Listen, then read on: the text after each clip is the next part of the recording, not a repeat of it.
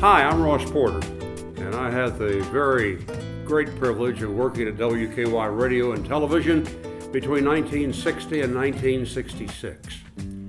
I grew up in Shawnee, which was about 40 miles east of Oklahoma City, and I think when I was about 8 years old, I made the decision that I wanted to be a sports announcer. My dad was a great sports fan, and they tell the story of him putting me up on his knee at the breakfast table when I was like 4 and 5 years old and reading me the sports page. So I was ready for sports, and at the age of 14, because I lived in a small town like Shawnee, I got an opportunity to work on the local radio station there. That led me to doing high school football, high school basketball, and minor league baseball beginning at the age of 15. I graduated from high school at 16. But I got a lot of experience, and the irony was that the minor league team in Shawnee was a farm club of the Los Angeles Dodgers. Little did I realize at the time I would later work for the Dodgers for 28 seasons. Anyway, I went on to the University of Oklahoma, and at that time I got on the student radio station, did some work. I did some work on the sports information office, and I think the first time I ever had contact with WKY was in the fall of 1957. My dad had gone to school at the University of Pittsburgh, and that year, OU's football team opened against Pitt at Pittsburgh Stadium. And so he said, let's go to Pittsburgh and do the game. Through my connections at OU, I found out that Channel 4, WKY-TV, was going to announce that football game, and they needed a spotter. Now, if you're not familiar with the word spotter, that means you find somebody to sit in the booth next to the announcers and identify the people who are involved in each play. Whether this guy made the tackle, that guy ran the ball, this guy caught the ball, helped the announcer. And the announcers at that time on WKY television, Bill Fountain did the play-by-play, and Danny Williams did the color. The director of that game was Joe Jerkins, who was the program director at WKY Television. Joe and I formed a good friendship over the years, and I thought he was instrumental in eventually helping me get a job at the stations. Anyway, I got out of OU. I auditioned because I heard WKY Radio News was looking for another staff member. And luckily enough, I was chosen to move in under Bob Flournoy, who was then the news director, and worked with such stalwarts as Charles Parker and Larry Gaffney, among others. I did not get my first television break at the station, and at that time you have to remember the radio station was upstairs, the television station was downstairs in the same building out on Britton Road. But finally in the summer of 1960, maybe 6 or 7 months after I got started on radio, I was given an opportunity, and I think by Joe again, to fill in for Danny Williams on the Saturday night wrestling show on Channel 4. They set up a wrestling arena downstairs in the studio. Danny went on vacation, and for 2 Saturday nights, that was my introduction to television. A few months later, they were looking for a play-by-play announcer to do the OU football playback show, which was a Sunday afternoon show coupled with the Coach Bud Wilkinson show at that time. And what you did was you just repeated each play of the previous day's game. And I won that audition and did the OU football playback show for the next, through 1966. Finally, a few weeks or a few months after that, they asked me if I would like to do the sports on the 10 o'clock news on Channel 4. And of course, that was a big promotion and a big thrill for me. And that just led to some great opportunities and some terrific associations with people who were outstanding and who helped me along the way. I remember in 1964, the WKY Radio News staff decided to send 2 people to the political conventions. Bob Flournoy, who was the boss, went to the Republican convention in San Francisco, and they let me go to Atlantic City to cover the Democratic National Convention. I was on television for several years on Channel 4, 10 o'clock every night, Monday through Friday. It's the only sports that was being done. It was the first time I really had been able to do sports, and it was a great boost to me. It became a terrific opportunity for me to show what I could do on the air. And the result was that when I was 24 years old, I was voted by my peers as the Sportscaster of the Year in Oklahoma. I repeated the next year. And along the way, it was just tremendous, the things I was able to do. A couple of humorous moments occurred in my television career. I remember on Saturday afternoons in the fall, I would host a 15-minute college football scoreboard show on Channel 4. And the idea was that during the show, since Coca-Cola was sponsoring it, they put a Coca-Cola machine out on the stage. And at some particular point in the show, I would walk over, and I think I put a dime in the machine to have the Coca-Cola come out. And then I'd pick up the Coca-Cola, take a swig or two, say how outstanding Coca-Cola was, and you should go buy it. One Saturday afternoon, I put the dime in, and nothing came down the chute. And here I was. That's what you know when you have live television, you have to ad lib. So I said, hey, apparently the Coca-Colas have been taken by everybody else. I didn't get mine today, but please go out and buy your Coca-Cola. The other humorous, I guess you could call it, moment on television for me occurred one night when I was in the midst of the 10 o'clock sports report, and all of a sudden, I felt a fly on my face, and the fly went all around my face. He didn't miss anything. I was so certain that nobody at home could see that fly that I didn't bother to swat it or do anything else. I just continued to do my sportscast. My wife was at home watching and going crazy as she watched the fly traverse around my face. But little did I know until the show was over that I was on with the fly the whole 4 minutes that I did the sports. So that was, again, one night that I would not forget in television. I was a perfectionist in what I did. I took great pride in my professionalism. I wanted things to be perfect every time I went on the air, whether it be radio or television. And I remember one night in 1966 on television, something happened. There was a technical goof-up, as I would say, and either the film broke, it was the wrong film that came up, the graphics were wrong, the scores were not right, everything just went to pot, I thought. And so I was really in a bad mood when I left, and I went home. And I said to my wife, you know, are they going to ever be able to get this right to where I don't have these kind of screw-ups?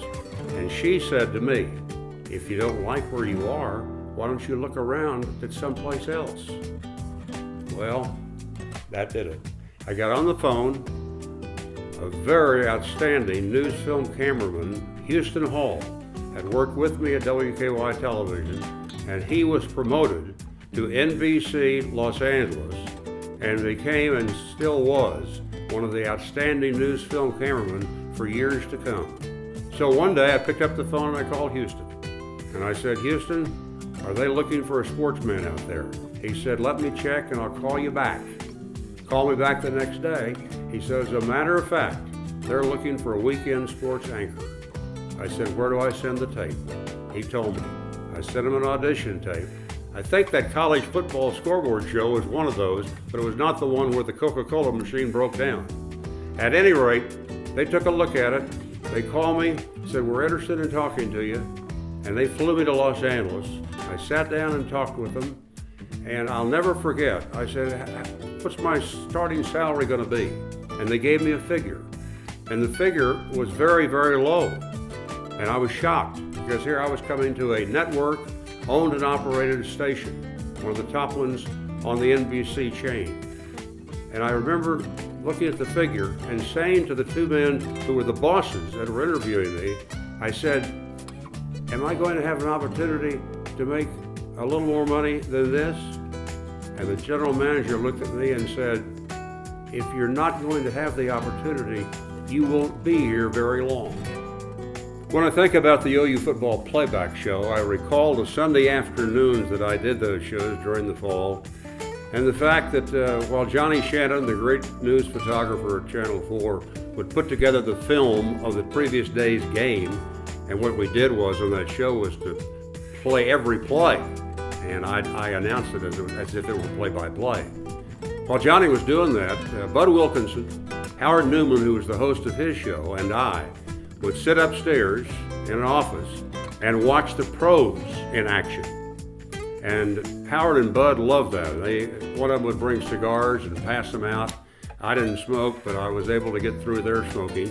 And we had some great chats at that time, and it was great to work with Bud. I'd been on the sports information staff of the fabulous Harold Keith and Norman during my days at OU.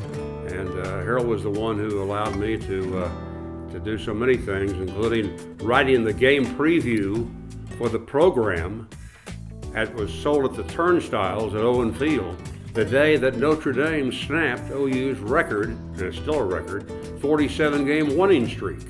And I remember that day, OU was an 18-point favorite. Notre Dame came in, it was 0-0 with 5 minutes to go. Notre Dame scored a touchdown and won that game 7-0. Mr. Keith that day had also assigned me the duties of doing the commentary, but doing the interviews with the players in the Notre Dame dressing room after the game was over. I was to get the quotes, take it back to the press box. They'd be distributed to all the writers and media members. And I remember leaving the press box a few minutes before the end of the game to make my way across the stadium to the Notre Dame dressing room. And I got over there, and just a few minutes after that, the game ended, and Notre Dame won 7-0.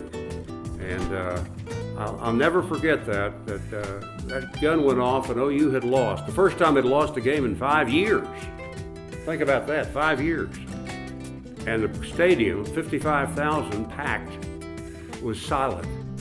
I think you could have heard a pin drop. It was that silent. And suddenly the public address announcer came on and said, "If this team has brought you any enjoyment over the last 5 years, please let it be known now." And with that, probably 54,500 people got up and gave the Sooners a standing ovation as they left the field. But those were great days, and I think back to what Bud Wilkinson and that staff accomplished. I don't think that record will ever be broken. How can you go 5 years in college football without losing a game? When I did the television sports on the 10 o'clock news at Channel 4 in Oklahoma City, teleprompters were really not in service yet.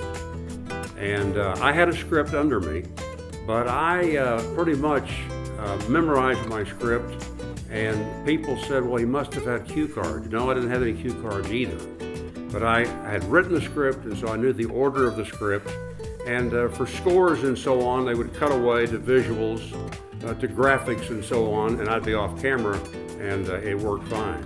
But I have never, ever in my career used a teleprompter. One of the reasons was that for so many years, my eyesight was not that good. And finally, I got cataract surgery, and it became much better. But I never did use a teleprompter in my television career. But the whole business changed, and how it changed was it went from film to videotape. And when I was at Channel 4, I remember many nights that I would stand over behind the film editor and tell him what I wanted taken out and put into the film that would go on the air behind me, whether it be game action, an interview, whatever it was. And I was a one-man gang. I never forget that. I think about it these days.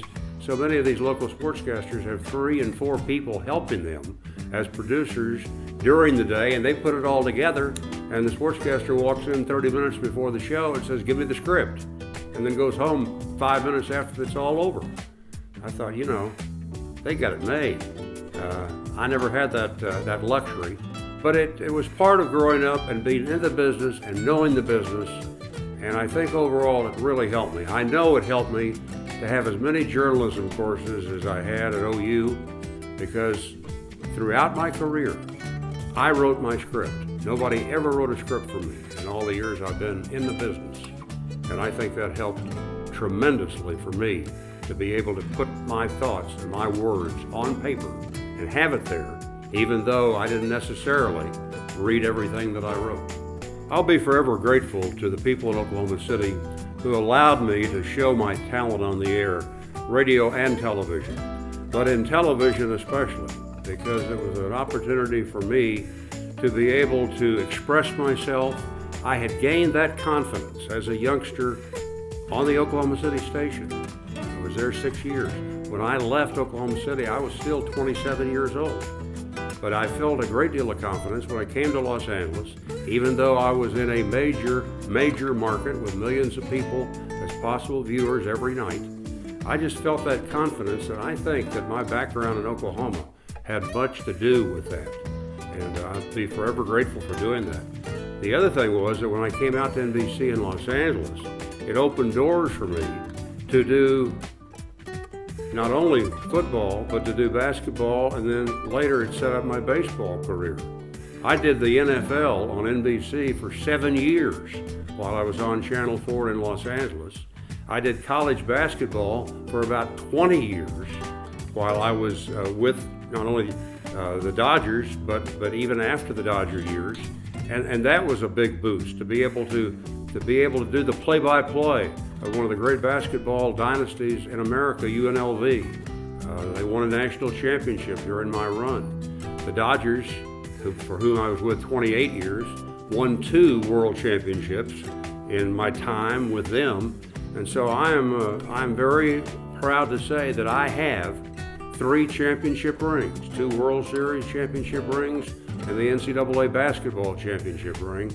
And the last I heard, I believe I'm the only announcer who ever was able to broadcast the games of both a World Series champion and an NCAA basketball champion.